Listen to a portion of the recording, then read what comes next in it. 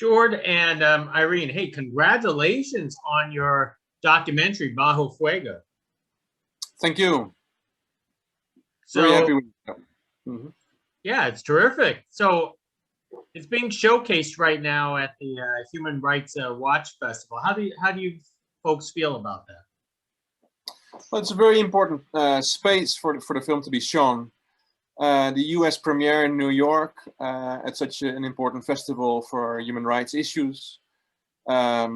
It's one of the major objectives that we have with this film. No, it's to generate impact, to generate the visibility for our people, coca growers in Colombia, that are not often seen, and if they are seen and represented, they usually are represented in a stigmatized way, in a criminalized way. So to have this story to tell and show it in New York, I think is very important in the reframing of these people and of this particular place in the distribution and production chain of coca and cocaine. And we're also trying to sort of generate political pressure as well. And in terms of that, I think it's very important to show the film at the Human Rights Watch Film Festival. So what sparked you two to make this documentary in the first place? A peace agreement was signed in Colombia in 2016, and there were a lot of expectations about social change in the rural areas. Many sectors, including the coca peasants and many others, indigenous, Afro-descendants, and even urban popular sector, joined the government in this effort of transforming some injustices that have been in Colombia and that have fueled the conflict, the internal conflict.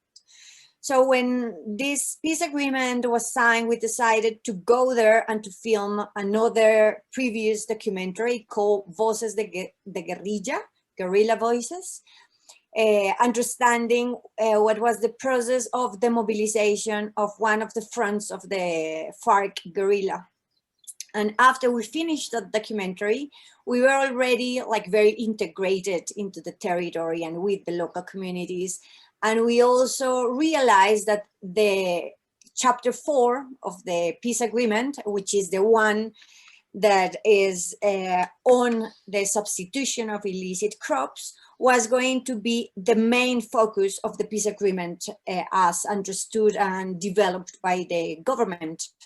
So we decided to follow up that particular chapter through the eyes of the coca peasants and trying to understand what were the tensions, the differences, negotiations between the peasants and the government. Very soon we understood that there was going to be conflict and that there was just a matter of waiting for the conflict to actually arrive, because it was very obvious that the government was imposing a lot of what was a priority for the government, but not for the people.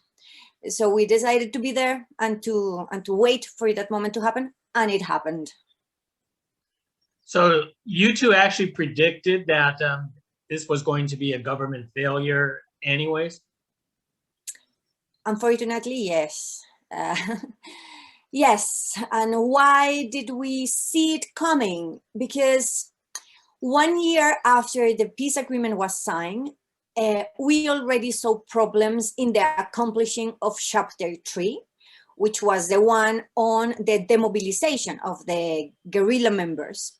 So we knew that they were not fulfilling the agreements with the guerrillas.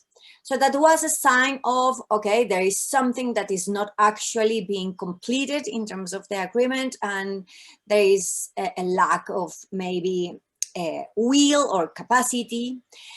Something very relevant happened on the way, which is that in 2018, the government changed and Santos left the government and a new president came in. It was Duque, and Duque represented a party that clearly showed the opposition to the peace agreement.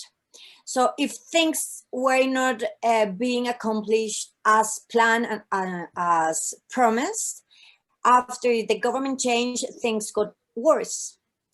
So with that change and with all the previous lack of of fulfillment, then we knew that this wasn't going to go right. I participated in a lot of meetings between the local peasants and the government, and the government was always exercising like this, like very directive imposition of visions, and the negotiation was always very difficult. So I also understood that this was going to be a very particular tension. The war on drugs is something that has been historical in the Colombian context.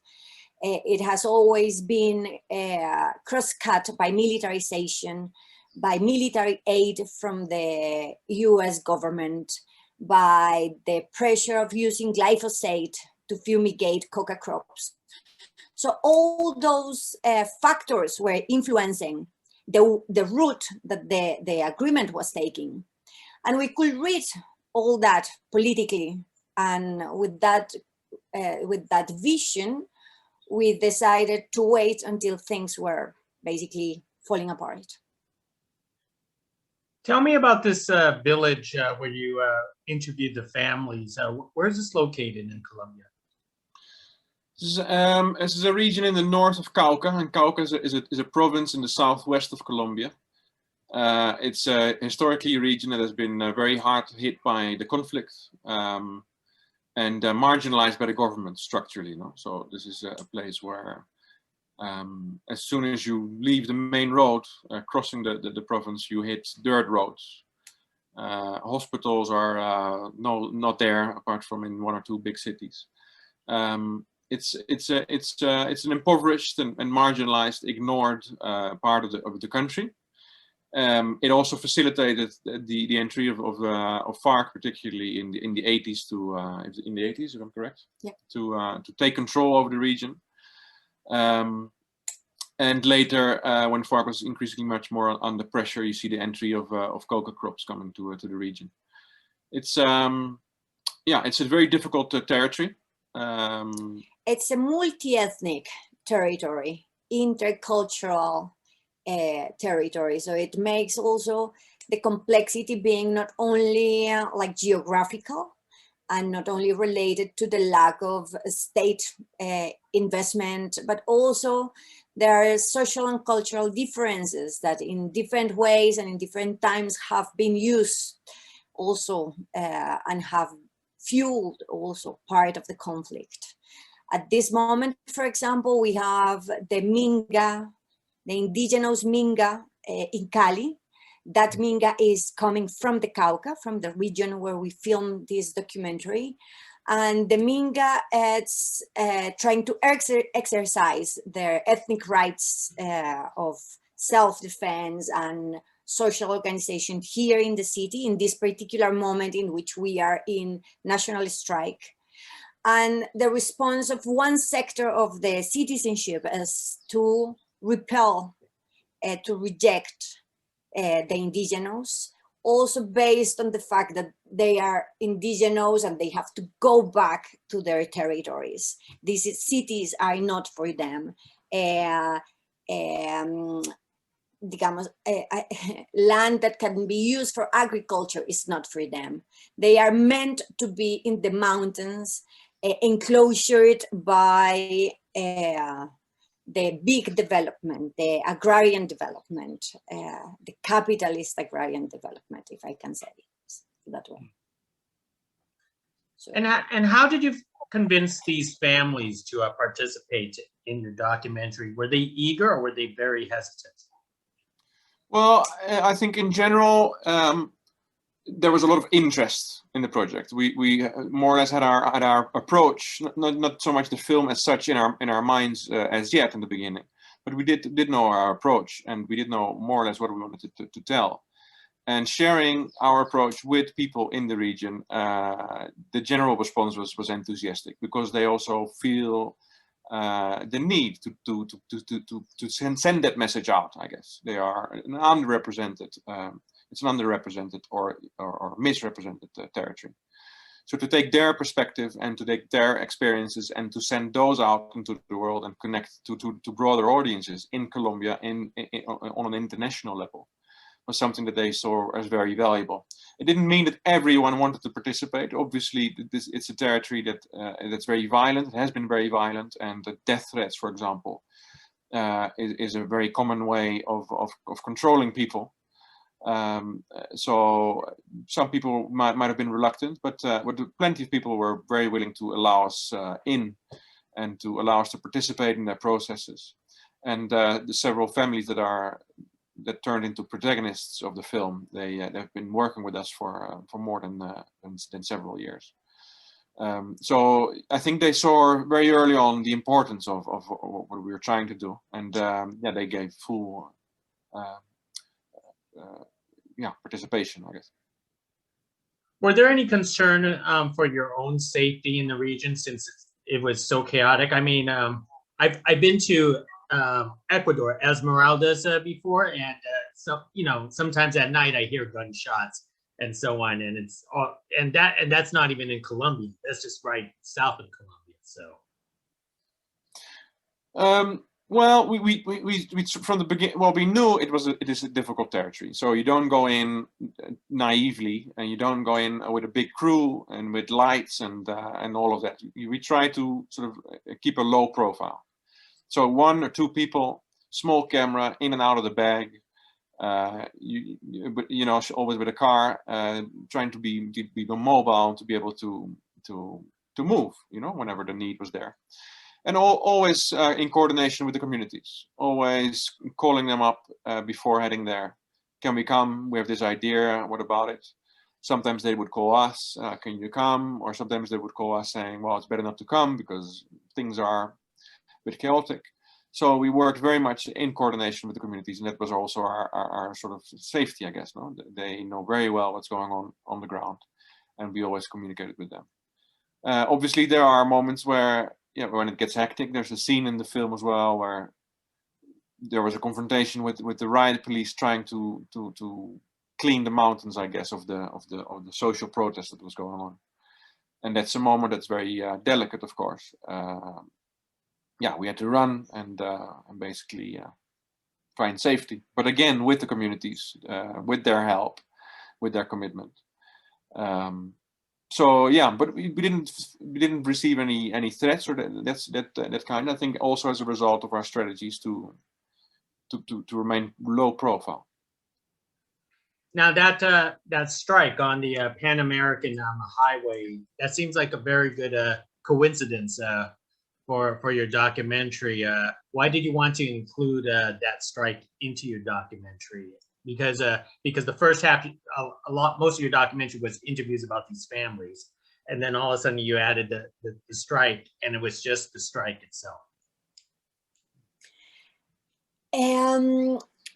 The Minga is a social process that is permanent, but it also responds in certain times and certain particular, like, political, ¿cómo se dice? Coyunturas, like when things come together and they do have to respond collectively. So the Minga in 2019 responded to the lack of commitment and achievement of the peace agreement by the government. So it made a lot of sense to go with the Minga, because all the people we have been working with were mobilizing towards the Minga, and they found the Minga as a good, important, relevant opportunity to share the positions and to claim the government what was needed, no? And why was it important for that community and for that territory to be granted with the peace agreement. So we basically follow them in their mobilization, because that was also like the climax of all the frustration that they had been facing for the last 2 years of committing to the peace agreement, but not finding the proper response by the government. So it was a moment of showing anger after efforts and frustrations. And we were there, and it was also like, in terms of the production of the film, I think it was also an important moment of cohesion. No, so they really trusted us because we were there with them, confronting the police, and yeah, like also eating with them, sleeping with them. And so they felt that there was like a true commitment, because it's not easy and it's not safe. So, and after that, it happened that the government didn't show up. I mean, the government arrived to the place, but decided to leave and not to face the social movement and the protest. So basically, after that, everything becomes fragmented, no? And the violence increases, and the substitution program is not accomplished, and the COVID comes and adds another layer of difficulties and of economic crisis, and so everything is basically, yeah. Yeah, it's another moment in which you see the active neglect by the government as well. No? So people calling for attention, the response is immediately militarized and repressed, and eventually they get to a quasi sort of agreement to meet in a place and come to agreements. The president is supposed to come. He arrives to the village, but he denies to face them directly, and he takes off in his helicopter. It's a very visual way of the neglect that has been structural in society in Colombia. And then the other sort of reason why it is included as well, I think, is because the film is largely filmed in Miranda and a bit in Corinto in the north of Cauca. But to connect it with the other communities that come from all over to this protest, and they're from all ethnias. No? The indigenous come there as well, and the Afros are there as well. 15,000 people gather on the street to block this major artery between Colombia and Ecuador. It also sort of opens up the scale a bit of the dire circumstances. This is not just about one or two villages. This is about the entire region that is under pressure, and that is living the consequences of this neglect for decades, if not centuries. Just an opinion, it's all of this strife. Do you believe it's due to the failure on the war on drugs? No, the peace agreement is more complex than Chapter 4. So it was, and basically what happened after the guerrilla demobilized, which was Chapter 3, the government focused in Chapter 4, but the most important chapter of the agreement was the number 1, referring to the distribution of land, formalization of land property, support to economic support to agrarian projects. So nothing of the Chapter 4 was even touched by the government. So the anger and all the frustration came not only from not having the substitution happening, but most importantly, not having access to land, which was the promise of the peace agreement. Colombia is one of the only countries in Latin America that hasn't done an agrarian reform after the colonization and later freedom from the Spanish people. So after 2 centuries, we still have basically the same land ownership structure inherited from colonial times. So the inequity in accessing land is huge. And it goes even worse for indigenous mestizo peasants and Afro-descendants. Indigenous have been granted some land, but all that land is not connected to roads. It's basically overlapping forests and conservation areas. So it's not a land that can be productive. And of course, they are very respectful of motherland, no? La Pachamama. So they try not to go into those protected areas, which is of the interest of all of us if we are considering things like climate change. But the thing is that the land structure in Colombia doesn't give them any solution. So then the chapter 4 was supposed to be for that. And because nothing happened in that respect, in that area of like rural development, then I think that was the most important point that Minga was actually calling for. Yeah, so it's, and there are more things. Now, for example, political participation, that was chapter 6, and chapter 6 was supposed to include victims as part of the Congress. And that particular element of the peace agreement was completely forgotten. So now, 5 years after the peace agreement, we don't have victims in the Congress. And there are a lot of other like examples of how the peace agreement has been basically fragmented and not accomplished. The war on drugs has not helped either. No, it's not the only explanation for the very difficult circumstances that Colombia finds itself in, but the fact that the war on drugs, this narrative on how to control the production and the influx of illicit products, I guess. In the context of Colombia, it is not just about that. It's about control.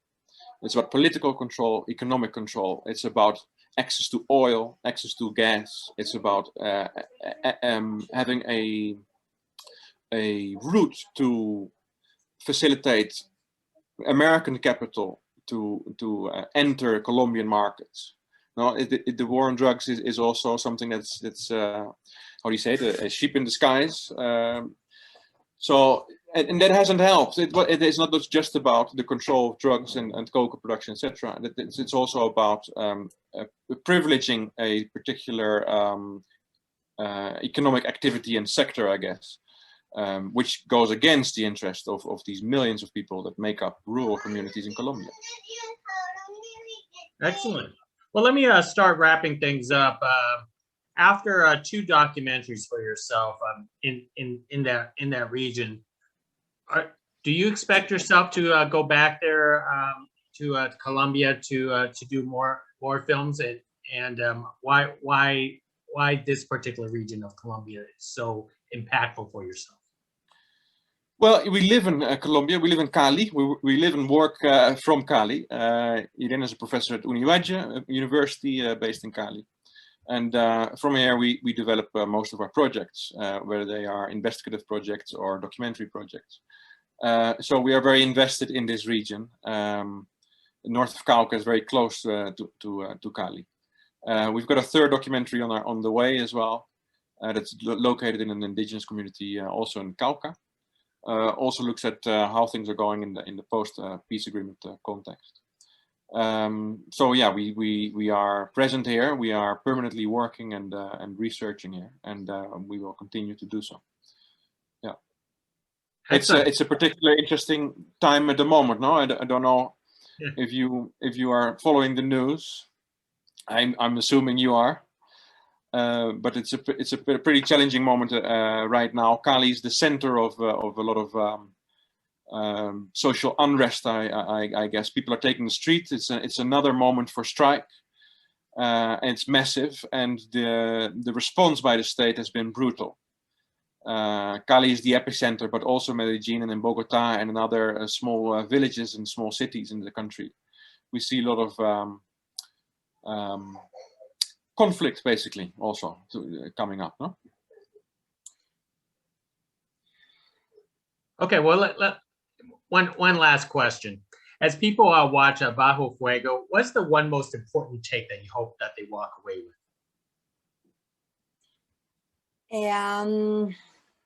Can it be 2? Yeah, sure, 2. Is that peasants are not drug traffickers. Coca peasants are very different from drug traffickers, and they do not accumulate the economic capital of drug trafficking. That money, wherever it's going, is not to the hands of the peasants, who are very impoverished. And the second one is that the war on drugs, as it has been framed by the national government, but also by international community, is not helping. It's not helping. On the contrary, it's generating more violence, is not solving structural violence, and therefore we need a different type of solution. The solution has to be social and has to be economical, and it has to go with access to land. Excellent, excellent. Well, once again, congratulations for your documentary Bajo Fuego, and congratulations for showing at the Human Rights Film Festival currently. And I can't wait to see your next documentary in the region. And for myself, hopefully I will have a chance to go back down to Ecuador to see my goddaughter who lives in Quito, but because of COVID, you know, it's in its own way, it's another dangerous travel arrangement down there. So once again, to the both of you, congratulations on this documentary. Thank you. Thanks a lot. Can I add one more point? Maybe in Sure. the edit you can squeeze it in. Go ahead. So I think Bajo Fuego, Irene had 2 points about sort of what to take away from it, no? But I also think that the film, it can be a tool in understanding the current unrest in the country. Now, in some international press, it was stated that people are taking the streets right now because of a tax reform, and that was part of the issue. But I think Bajo Fuego makes part of many texts, whether they're written or audiovisual, that show the neglect, or the state neglect of people. People have been invisibilized, marginalized, ignored, and their interests have been put aside. And I think that has generated such anger, whether that's in the city or in the rural parts of the country, whether it's peasants or workers in the city of Cali, Bogota. There's so much anger over that, over not being heard and seen, considered in public policy, in trying to protect their lives. People, poverty during the COVID crisis has gone up incredibly. I think more than 4 million people have entered poverty or extreme poverty in just 1 year alone. So it also explains, or it can help in understanding the current situation of social unrest, and explain the anger that is also being displayed by many people taking the streets today. Excellent explanation. Well, hopefully more people have a chance to watch your documentary and pressure national and international change. Thank you for speaking with us. Appreciate it. Thank you very much, Gig. Thank you.